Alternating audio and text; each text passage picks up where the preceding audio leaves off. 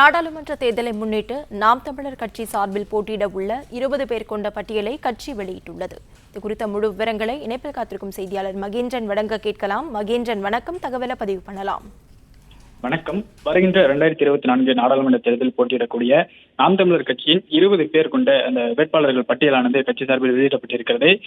ஏற்கனவே ஒரு சில தொகுதிகளுக்கு மட்டுமே வேட்பாளர்கள் பட்டியல் அறிவிக்கப்பட்டிருந்த நிலையில் தற்பொழுது 10 ஆண்கள் 10 பெண்கள் என 20 பேர் கொண்ட இந்த வேட்பாளர் பட்டியலானது வெளியாகி இருக்கிறது.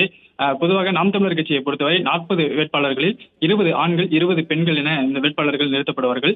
கடந்த நாடாளுமன்ற தேர்தலிலும் இதே போன்ற நடைமுறையானது கடைபிடிக்கப்பட்டது. தற்போதும் தனித்து நாடாளுமன்ற தேர்தலில் போட்டியிடக்கூடிய நாம் தமிழர் கட்சி சார்பில் 20 ஆண்கள் 20 பெண்கள் இந்த நாடாளுமன்ற தேர்தலில் போட்டியிடுவார்கள் என்றும் அதற்கான வேட்பாளர்கள் மொத்தமாக அறிவிக்கப்படுவார்கள் என்றும் அந்த கட்சியின் தலைமை ஒருங்கிணைப்பாளர் சீமான் தெரிவித்திருந்தார். அதன்படி ஏற்கனவே சீமான் அந்த பகுதிகளுக்கு செல்லக்கூடிய கோயம்புத்தூர், நீலகிரி உள்ளிட்ட பகுதிகளுக்கு பொதுக்கூட்டங்களுக்கு செல்லும் போதே அந்த ஊர்களில் நடக்கக்கூடிய பொதுக்கூட்டங்களிலே வேட்பாளர்களை அறிவித்து வந்த வண்ணம் இருந்தார். ஏற்கனவே 7 தொகுதிகளுக்கு இந்த வேட்பாளர்கள் அறிவிக்கப்பட்டிருந்தனர்.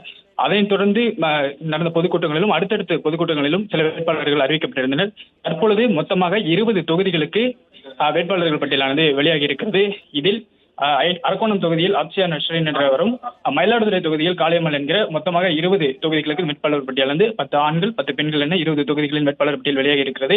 நாடாளுமன்ற தேர்தலை ஒட்டி மற்ற கட்சிகள் கூட்டணி பேச்சுவார்த்தையில் ஈடுபட்டிருக்கக்கூடிய சூழலில் தனித்து களம் காணக்கூடிய நாம் தமிழர் கட்சியானது தற்பொழுது 20 வேட்பாளர் பட்டியலை வெளியிட்டிருக்கிறது.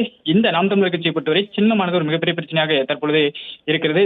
நாம் தமிழர் கட்சிக்கு கரும்பு விவசாய சின்னம் ஒதுக்கப்படுவது சிக்கல் ஏற்பட்டிருக்கின்ற போதிலும் தற்பொழுது இந்த வேட்பாளர் பட்டியலானது வெளியாகி இருக்கிறது. சின்னத்தை பெறுவதற்காக உச்சநீதிமன்றத்தில் இன்று வழக்கு தொடரப்பட்டுள்ளது. தகவல்களுக்கு நன்றி மகேந்திரன்.